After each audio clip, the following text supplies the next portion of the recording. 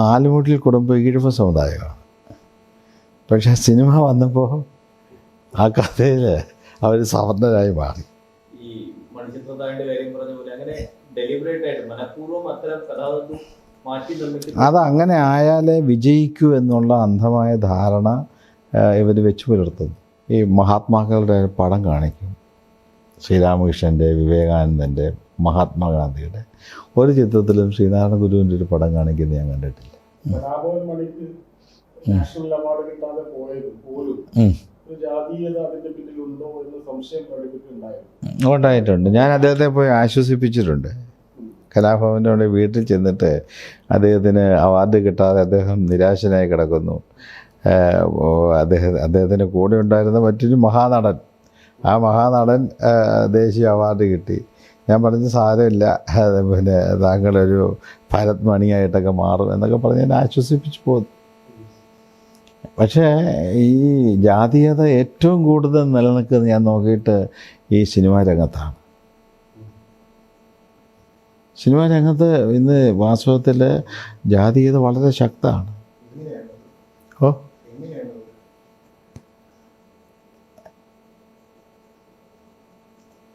അത് നല്ല ഗുണങ്ങളോട് കൂടിയ അല്ലെങ്കിൽ നേതൃത്വപരമായ നിലയിലുള്ള ആളുകളൊക്കെ സവർണ സമുദായത്തിൽപ്പെട്ടവർ. കഥാതന്തു അങ്ങനെയായിരിക്കും. അവർണ സമുദായത്തിൽപ്പെട്ട ആളുകൾ അങ്ങോട്ടൊന്നും കടന്നു പോയതില്ല. അവരെയൊക്കെ അടിച്ചമർത്തി കൊണ്ടുള്ള ഒരു രീതിയിലായിരിക്കും ആ കഥാതന്തു മുന്നോട്ട് പോകുന്നത്. ഇപ്പോൾ വലിയ പ്രചാരം കിട്ടിയൊരു സിനിമയാണല്ലോ മണിച്ചിത്രത്താഴ് എന്നുള്ള സിനിമ. ആ മണിച്ചിത്രത്താഴ് ഈ ഹരിപ്പാടുള്ള ആലുമൂട്ടിൽ കുടുംബത്തിൽ നടന്ന ഒരു കൊലപാതകത്തെ ആസ്പദമാക്കിയാണ് ആ സിനിമ നിർമ്മിച്ചത് എന്ന് പറയുന്നുണ്ട്. ആ ആലുമൂട്ടിൽ കുടുംബം ഈഴവ സമുദായമാണ്. പക്ഷേ സിനിമ വന്നപ്പോൾ ആ കഥയിൽ അവർ സവർണരായി മാറി.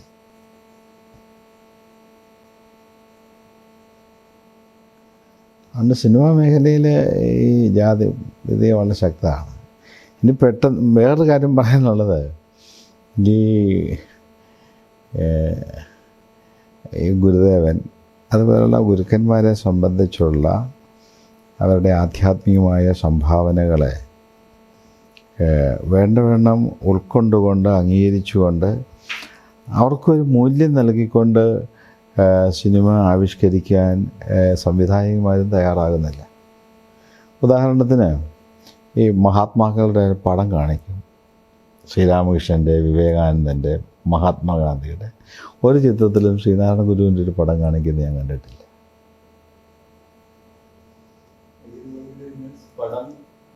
അയ്യങ്കാളി മറ്റൊരു തലത്തിലാണല്ലോ. അത് ജാതീയത വളരെ ശക്തമാണ്. തീർച്ചയായിട്ടും. നേരത്തെ പറഞ്ഞ അത് അങ്ങനെയാണെങ്കിൽ അതൊരു പുതിയ അറിവാണ്. അതുകൊണ്ടാണ് ചോദിക്കുന്നത്. അതൊരു ഈ മണിച്ചിത്രത്താഴിന്റെ കാര്യം പറഞ്ഞ പോലെ അങ്ങനെ ഡെലിബറേറ്റ് ആയിട്ട് മനഃപൂർവ്വം അത്തരം കഥാതന്തു മാറ്റി നിർമ്മിക്കുന്നു. അത് അങ്ങനെ ആയാലേ വിജയിക്കൂ എന്നുള്ള അന്ധമായ ധാരണ ഇവർ വെച്ച് പുലർത്തുന്നു. അതിന്റെ ഭാഗമാണോ കലാഭവൻ മണിക്ക് അവാർഡ് കിട്ടാത്തത്? ഞാൻ ഇതിനെക്കുറിച്ച് അഭിപ്രായം പറയണോ? കാരണം നമ്മുടെ മേഖലയായിട്ടൊന്നും വലിയ ബന്ധമുള്ള കാര്യമല്ല അതൊന്നും. ജാതീയതയുടെ പേരിൽ കലാഭവൻ മണിയും തിലകനും ഒക്കെ തള്ളപ്പെട്ടു പോയവരാണ്. തിലകനൊക്കെ ഒരു മഹാനടനായിരുന്നില്ലേ? അദ്ദേഹത്തിന് തീർച്ചയായിട്ടും ദേശീയ അവാർഡൊക്കെ കിട്ടേണ്ട ആളല്ലായിരുന്നു. മണിയും അതുപോലെ തന്നെയായിരുന്നല്ലോ.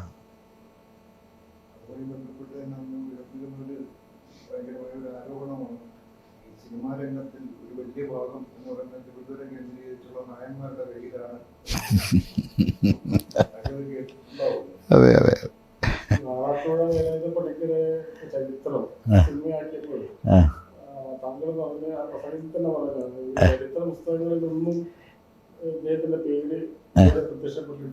അതെ അതെ.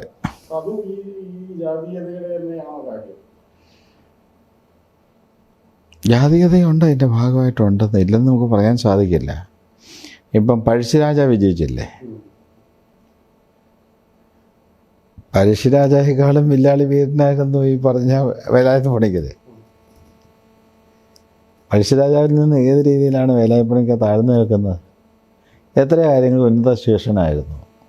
പക്ഷേ കേരളീയ മനസ്സിൽ അടവട്ട വേലായുധ പണിക്കൻ അധകൃതനാണ്, നമുക്ക് അയാളെ കാണണ്ട എന്നുള്ള ചിന്തയാണുള്ളത്. ചരിത്രം വേണ്ട രീതിയിൽ റെക്കോർഡ് ചെയ്യപ്പെടാത്തതുകൊണ്ടും ആയിരിക്കില്ലേ? അതുകൊണ്ടാകാം, അതും വരാം. പക്ഷേ റെക്കോർഡ് ചെയ്യപ്പെട്ടപ്പം ഗുരുദേവൻ്റെ സിനിമ വന്നില്ലേ, വിജയിച്ച സിനിമയുടെ മേക്കിംഗ് അത്ര പ്രൊഫഷണൽ മേക്കിങ് വളരെ ഗംഭീരമായിരുന്നു. ആർ സുകുമാരൻ സംവിധാനം ചെയ്ത യുഗപുരുഷൻ എന്നുള്ള സിനിമ ഗംഭീരമായിരുന്നു. കുമാരനാശാനെ കുറിച്ചുള്ള ഒരു സിനിമ ആൾക്കാർ കാണാൻ വേണ്ടി ഓടുകയാണ്. കാരണം തിയേറ്ററുകളൊന്നും കിട്ടുന്നില്ല. അതെ, അത് തിയേറ്ററിൽ ഇടാൻ പോലും ഉടമകൾ തയ്യാറാകുന്നില്ല. അത് സംവിധാനം ചെയ്ത KP കുമാരൻ എന്ന് പറഞ്ഞ ആളെ ശിവഗിരി ഞങ്ങളെ വിളിക്കുകയും പറയുകയും സംസാരിക്കുകയൊക്കെ ചെയ്തു. അപ്പം ഞങ്ങൾ വ്യക്തിഗതമായിട്ട് എന്ത് സഹായം വേണമെങ്കിലും ചെയ്യാം.